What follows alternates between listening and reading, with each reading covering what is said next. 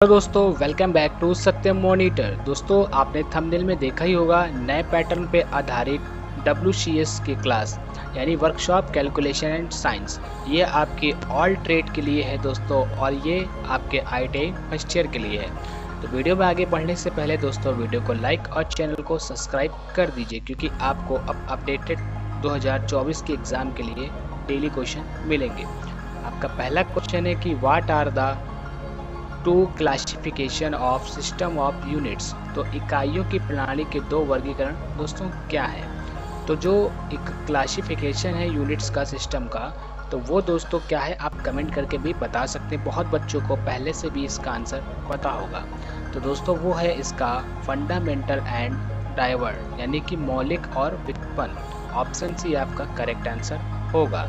अगला प्रश्न है कि व्हाट आर फंडामेंटल यूनिट्स। तो मौलिक इकाइयाँ क्या हैं। दोस्तों जो मौलिक इकाइयाँ होती हैं वो MKS पद्धति में होती हैं और SI इसको पद्धति में बोलते हैं। MKS और SI पद्धति दोस्तों सेम होती हैं, और MKS को मीटर और किलोमीटर और सेकंड बोलते हैं, और मीटर हमेशा लेंथ में और किलोग्राम उसमें होता है आपका, यानी मास यानी द्रव्यमान, और ये समय।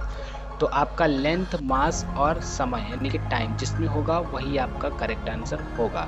तो इस हिसाब से आप सबको पता चल गया होगा कि आपका राइट आंसर क्या होगा। Option B, length, mass and time. आपका अगला क्वेश्चन है कि what denotes letter M in MKS system, यानी कि MKS प्रणाली में M क्या दर्शाता है। दोस्तों मैंने आपको अभी बताया था कि MKS में M दर्शाता है मीटर को, और K दर्शाता है दोस्तों किलोग्राम को।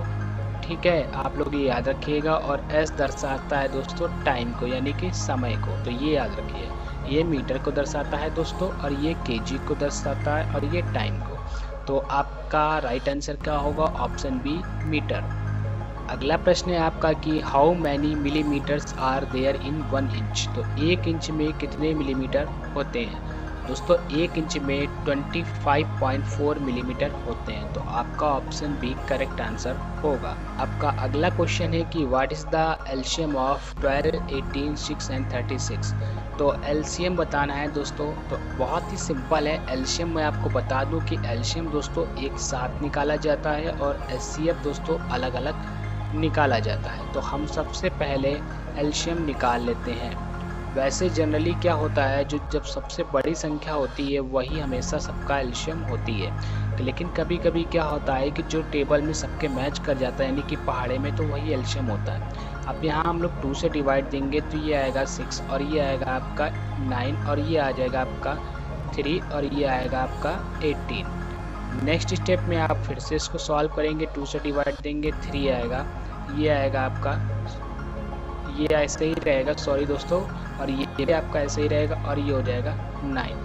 अब ये डिवाइड होगा आपका ओनली 3 से, तो आ जाएगा 1, और फिर आएगा आपका 3, और यहाँ पे आ जाएगा आपका 1, और यहाँ भी आ जाएगा आपका क्या 3। लास्ट स्टेप में आपका फिर से ये 3 से डिवाइड होगा दोस्तों, तो ये आ जाएगा 1 और 1, और फिर 1 और ये 1। ये जो आपकी वैल्यू निकली है इसको यहाँ पे लिख लेंगे, और लिखने के बाद दोस्तों मल्टीप्लाई कराएंगे। तो मल्टीप्लाई कराने पे जो भी वैल्यू निकलेगी वही होगा इसका एलसीएम। तो 2 2 जा 4, यानी 2 2 4, 4 3 12, 12 3 36, तो 36 यानी 36। तो आपका अगला क्वेश्चन है what is the HCF of 18, 42 and 24। अभी जैसे मैंने आपको एलसीएम बताया था, आपका अब एचसीएफ आ गया। तो एचसीएफ क्या होता है, वह बड़े से बड़ा नंबर जो तीनों में कॉमन हो। तो इसको दोस्तों अलग अलग करते हैं। तो इसको 2 से डिवाइड देंगे तो आएगा 9, और यहाँ फिर डायरेक्ट इसको 3 से डिवाइड दे देंगे तो ये 1 आ जाएगा। फिर 42 को करेंगे, या फिर आपको अगर इसका फैक्टर पता है तो और अच्छी बात है, लेकिन मैं आपको ये पैटर्न बता रहा हूँ बहुत ही सिंपल वे में। तो अब इसका क्या आ जाएगा दोस्तों, सॉरी यहाँ 3 से डिवाइड होगा तो ये आएगा 7, और ये 7 वे 1। लास्ट में आपका बचा क्या 24। तो 24 को भी डिवाइड देंगे 2 से तो आएगा 12, और फिर 2 से देंगे तो आएगा दोस्तों कितना 6, और फिर 2 से देंगे दोस्तों तो 3, और फिर 3 से देंगे तो 1। तो जो ये फैक्टर निकले हैं दोस्तों, जो मैच कर रहा है तीनों में सेम, वही आपका एचसीएफ होगा। तो देखिए सबसे पहले दोस्तों 3 इसमें भी है, और दोस्तों इसमें भी ये 3 ही है, और ये भी इसमें भी 3 है। उसके बाद 7 तो इसमें है लेकिन नहीं इसमें, नहीं इसमें है। आप बात करते हैं 2 मैच कर रहा है दोस्तों, इसमें भी, इसमें भी, इसमें भी। और कुछ मैच कर रहा नहीं। जो जो मैच करता है दोस्तों उसको एक साथ लिख लेते हैं और मल्टीप्लाई कराते हैं। तो आ गया 6। तो इन सब का क्या हो जाएगा, 6 SCF होगा। आपका अगला प्रश्न है कि what is the improper fraction of the given mixed fraction, यानी कि आपको यहाँ पे इम्प्रॉपर फ्रैक्शन दिए गए हैं और इनमें से बताना है कि दिए गए मिश्रित भिन्न में से अनुचित भिन्न क्या है। इनमें से दोस्तों आपके कई सारे ऐसे हैं जो सिमिलर हैं और एक सिमिलर नहीं है।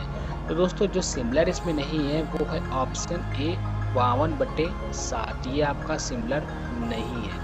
क्यों? क्योंकि यही एक ऐसी संख्या है, बाकी सब देखिए 7/52 सबका जो ध्यान से अगर देखेंगे तो जो हर है दोस्तों, यानी कि नीचे वाले को हर बोलते हैं इंग्लिश में डोमिनेटर और ऊपर वाले को अंश हिंदी में, इंग्लिश में नोमिनेटर। तो हर जो है दोस्तों वो हमेशा अंश से बड़ा होना चाहिए। तो ये देखिए बड़ा है और इसमें भी बड़ा है। अब बात करेंगे इसकी, तो दोस्तों 28 का जब हम 7 में डिवाइड दे देंगे तो आ जाएगा कितना, 4। तो यहाँ पे आपका कोई अंश बचेगा ही नहीं। बहुत लोग बोलेंगे 1, तो 1 का तो मैंने डिवाइड दे दिया तो 4 ही आया, तो ये कुछ नहीं बचा। आपका अगला प्रश्न है कि कन्वर्ट डेसिमल 0.000659 टू फ्रैक्शन। तो निम्नलिखित में से जो ये आपको संख्या दी गई है दशमलव में, इसको उसमें बदलना है, किसमें, भिन्न में। तो दोस्तों इसको भिन्न में बदलने का सबसे सिंपल मेथड मैं आपको बता रहा हूँ, इससे सिंपल मेथड कोई नहीं है। आपको क्या करना है, डिजिट को नोट कर लेना है, सबसे पहले तो यही करना है। और नोट करने के बाद भिन्न में बदलने के लिए आपको लाइन खींच लेनी है और यहाँ से पॉइंट हटा के यहाँ लगा देना। बस काउंट कीजिए, नीचे 1 लिख लीजिए और कितने डिजिट हैं, 3 और 3 6 और 60 ऐड कर दीजिए। ये आपका भिन्न में दोस्तों कन्वर्ट हो गया, यही आपका आंसर है। अब आपका अगला क्वेश्चन है दोस्तों 9, यहाँ पे बोल रहा है सिंप्लीफाई, इसको सरल करना है। दोस्तों सिंप्लीफाई बहुत सिंपल है, आपको क्या करना है, 3/4 प्लस फिर क्या दिया है 2/5, उसके बाद माइनस है 5/20। तो इसका जब 20 है तो आप इसका दोस्तों एलशियम ले लीजिएगा और एलशियम करके जब इसको सॉल्व करके निकालेंगे तो आपका दोस्तों आंसर निकलेगा 9/10। तो ऑप्शन बी आपका करेक्ट आंसर होगा। और आपका दोस्तों लास्ट क्वेश्चन है कि डिवाइड। अब आपको इसको डिवाइड करना है, जो कि आपका 20/31 है और ये डिवाइड है आपका 15/61। तो ये दोस्तों 62। ये बहुत ही सिंपल है, इसको करना क्या है, आपको चेंज कर देना है। जब भाग का चिन्ह होता है तो गुणे का चिन्ह लगा लेते हैं आप, और संख्या नीचे वाली ऊपर, ऊपर वाले नीचे, इसको इससे डिवाइड दे देंगे तो आ जाएगा 2, और इसको 5 के टेबल से डिवाइड देंगे तो आएगा ये आपका 4 और ये आ जाएगा आपका 3। जो बचेगा वो मल्टीप्लाई में, तो 4 2 8/3, तो 8/3 आपका आंसर हो जाएगा। तो इनमें से मैच नहीं कर रहा है तो अब आप इसको डिवाइड कर दीजिए। तो डिवाइड करेंगे तो 2 टाइम्स जाएगा, तो 2 टाइम्स गया और यहाँ 3 आ गया और 2 टाइम्स बचेगा। तो 3 2 6 और 6 2 और 6 और +2 8 हो जाएगा।